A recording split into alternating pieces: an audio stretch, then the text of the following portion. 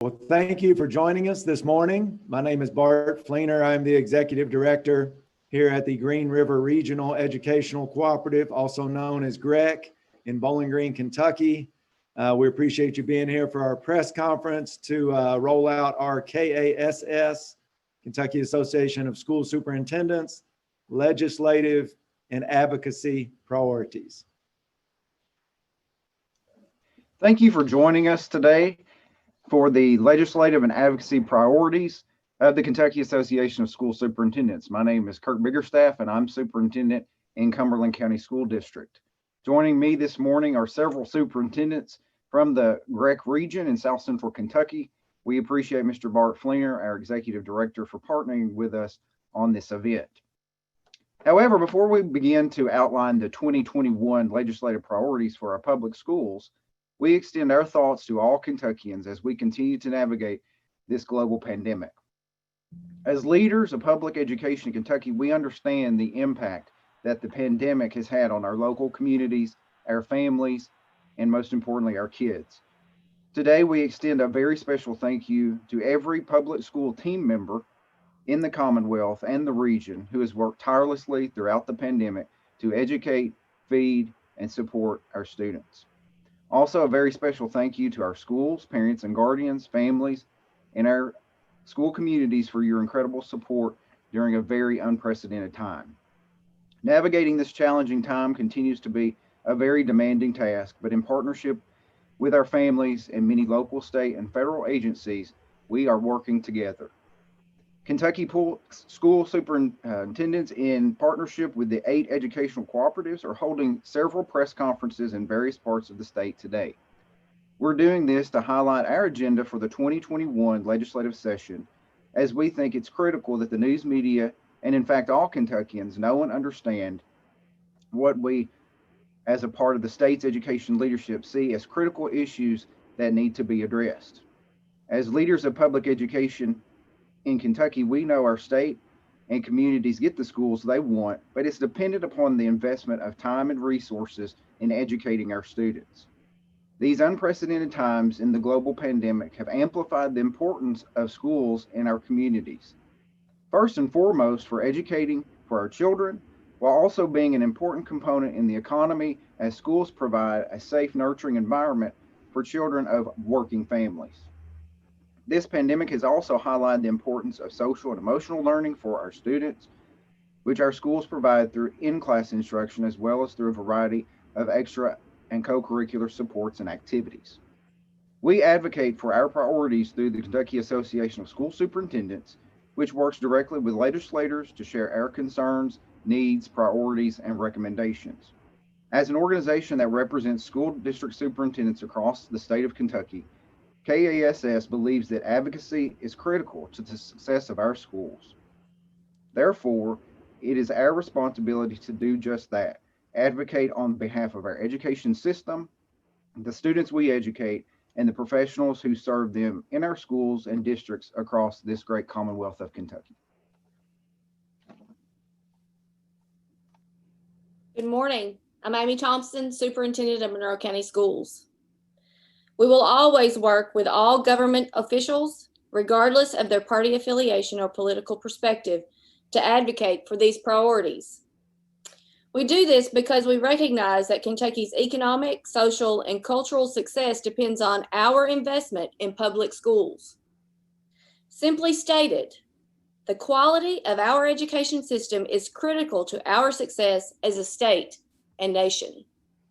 As educators, our role is to not only to prepare our future workforce, is to prepare our future citizens so they can contribute to society in many ways, as employees in skilled trades, as professionals in business, industry, and government, as educators, as parents, and ultimately as responsible adults. So our main goal in student learning achievement and ensuring that Kentucky is in the best position to make that happen.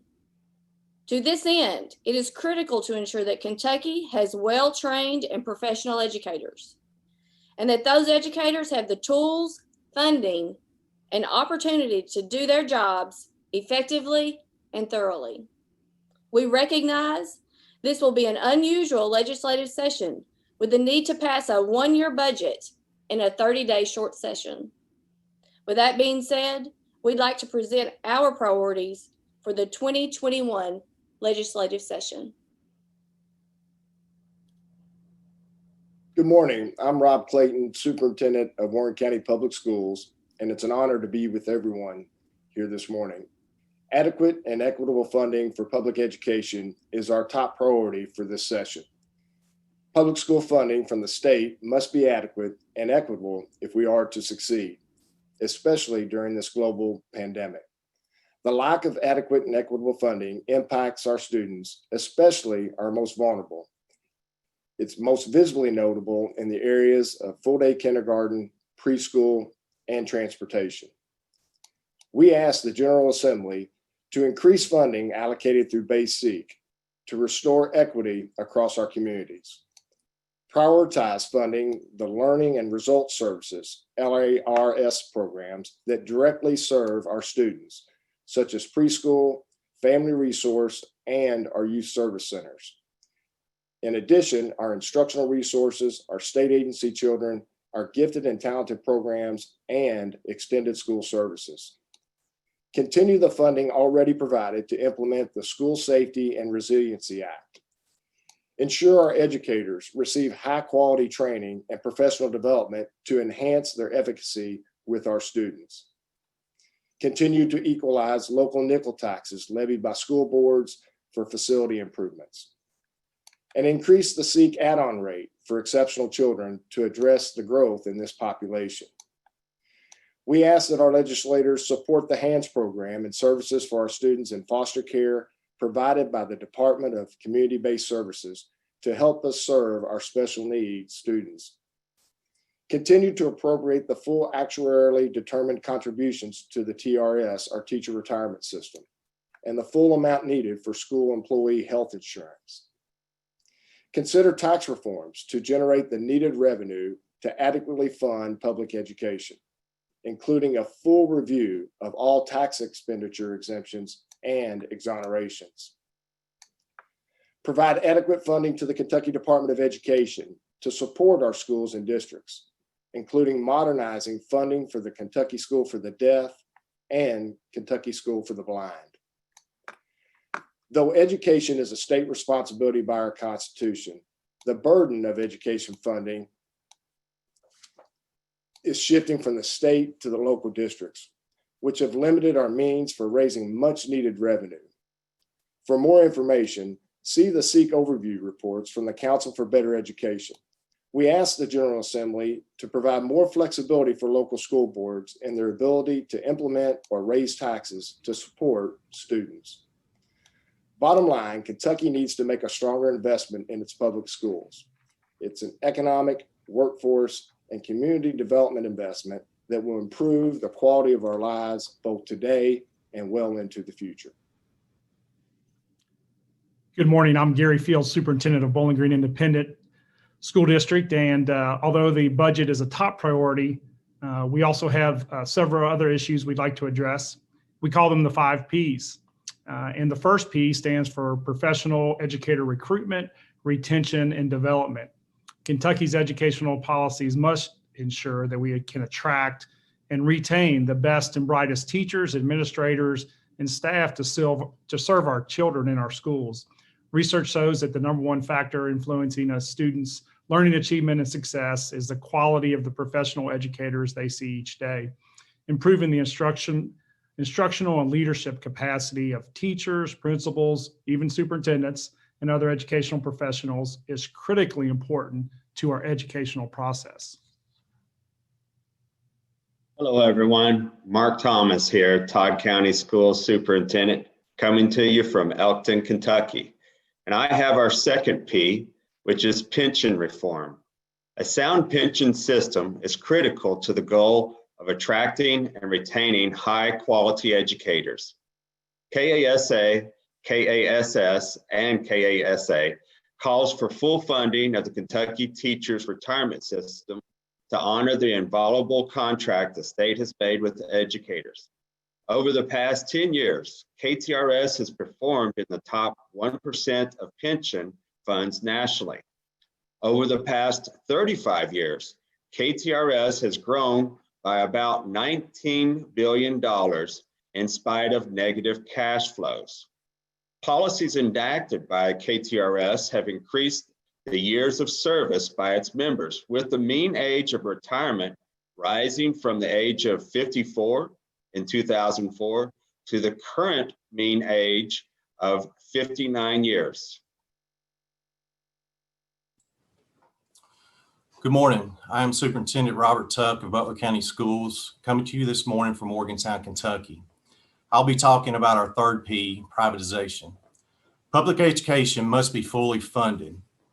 Privatization efforts divert funds from public school systems at a time when schools are struggling with underfunding.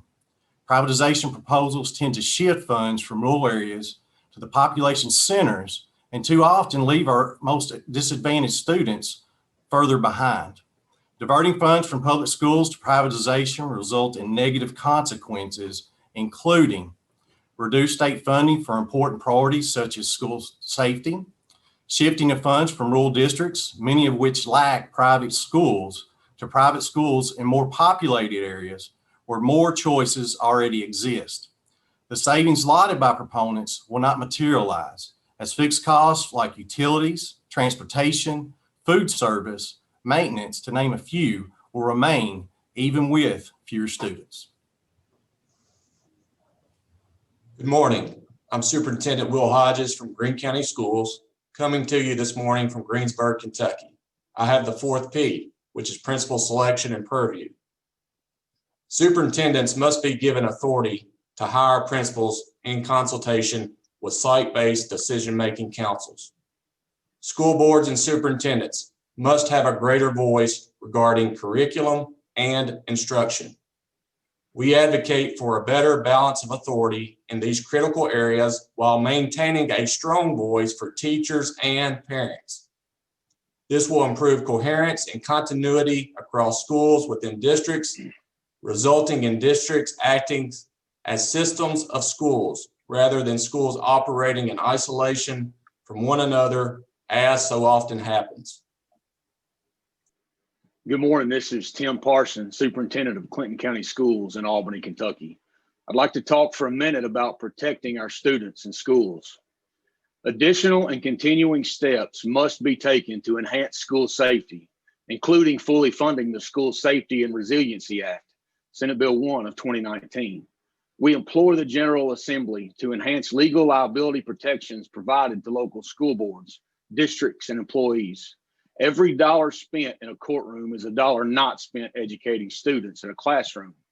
Additionally, we must ensure that a child being enrolled in homeschool has not received the truancy summons, and that adults providing K-12 educational instruction in a homeschool setting meet minimum educational and safety requirements. Finally, we strongly advocate for reforms to protect students and other forms of any bias, including race-based, gender-based, or any other form of discrimination. Given current events, it is especially critical that we foster a culture of anti-racism and work together to further racial equality within all facets of society, including in our public schools.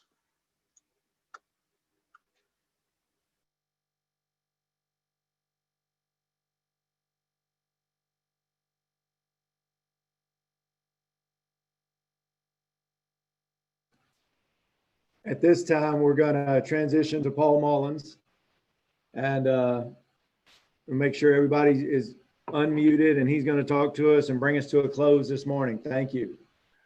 Thank you, and sorry for not unmuting sooner. Good morning. I'm Paul Mullins, Superintendent of Logan County Schools. Before we take your questions, I'd like to say a few brief words about next week's election. Educators have always been committed to teaching students about civics and civic engagement. Although we've always done so, we are now required by law to do so. Of course, voting is just one of the many civic activities available to all citizens. It allows us to share our individual voices as we participate in the democratic process. Because people have the right and responsibility to vote, the Kentucky Association of School Superintendents encourages every eligible Kentuckian to do so, In that spirit, the Kentucky Association of School Superintendents is currently running a social media campaign to encourage Kentuckians to vote. We are doing so through a series of social media posts that say just that: go vote. The greater civic engagement and participation, the stronger we make our communities, our schools, our society, our great entire Commonwealth, and our nation. Thanks so much for your attention this morning. And at this time, we will open the floor to questions.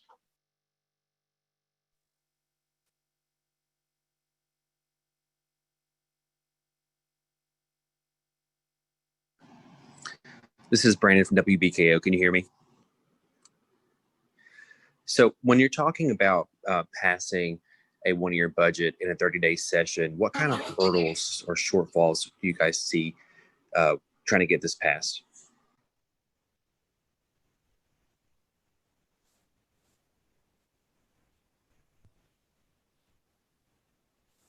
I'll jump in, Brandon. I think our largest hurdle obviously is the unknown in terms of the financial impact of the pandemic. We know revenue shortage is out there. We're still waiting to hear definitively of what that will actually look like. We've been told to expect an 8% cut, and everybody on this call knows that those are basically projections. And I think moving forward, we know we are in desperate need of additional revenue. And so anytime you're in a position where we know the revenue is going to be a shortfall, we're now obviously trying to prepare for where will those cuts need to land in terms of our own school districts. But then also it reemphasizes the need to look at our current funding structure to ensure that we do seek out the necessary revenue as we move forward, not just in this budget cycle, but for years to come.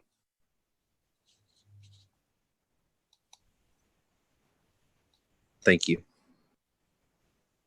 This is Aaron with the Daily News. If our local districts can speak to how they're kind of planning for that 8% budget reduction that KDE has been asked to implement, and if any other districts want to chime in, just talk about how that will affect you guys.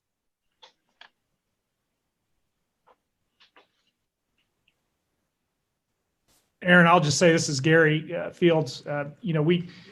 Knowing what we knew back in the spring, we've, didn't have to fill some positions, knowing we were going to be on some kind of hybrid schedule. And so we've been able to keep a few positions open that normally would be filled because we just don't have as many kids in person, and some held off on some other purchases that we had approved for some, building upkeep and things that weren't pressing at the time. So I think us, like many districts, have planned for that. So I think that's been real critical. I would add just to Rob's that, the legislature originally had raises in the budget that was about to be approved before the pandemic hit, and those were removed, as they should have been, because there was so much unknown. I will say that with state revenue not being down like predicted, but actually up a couple percentage points, that should be considered by the legislature for our staffs. I think especially for this GRREC region that the superintendents you have on here, our employees have been at work. They've been back. They've been on the front line of providing not just education, but social emotional services for students in these 43 districts. And so I think the legislature really needs to consider how are they going to make that work for this one-year budget to recognize that our teachers and all of our staff members, cafeteria workers, bus drivers, are frontline workers, and I hope they consider that. Thank you. Any other districts want to speak to your considerations for the potential 8% reduction? They have indicated, Aaron and Brandon, that they're going to hold seek funding harmless. That's the funding we get each year, kind of based on per child. It's right at $4,000, but they have talked that other things might not be protected. And those are what we call the flex focus funds, is one area that involves 5 funds that are extended school services, which is ESS, professional development, instructional resources, school safety, and preschool. So those 5 flex focus funds, which districts have the ability to flex, as the term indicates, are something that I think districts are concerned about possibly being reduced, since there's not a lot left to cut. If you're going to protect SEEK funding, then the next large area is kind of, I know districts are thinking about flex focus funds, but if any other districts want to answer to Aaron's question about what your plans or thoughts are, feel free.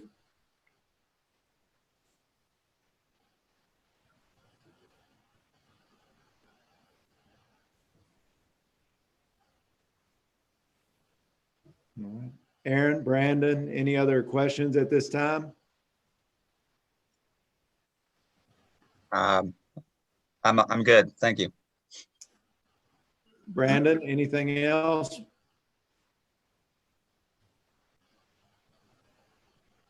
I think that should be it. All right. I do want to mention, we have our GRREC board meeting next Wednesday, November the 4th.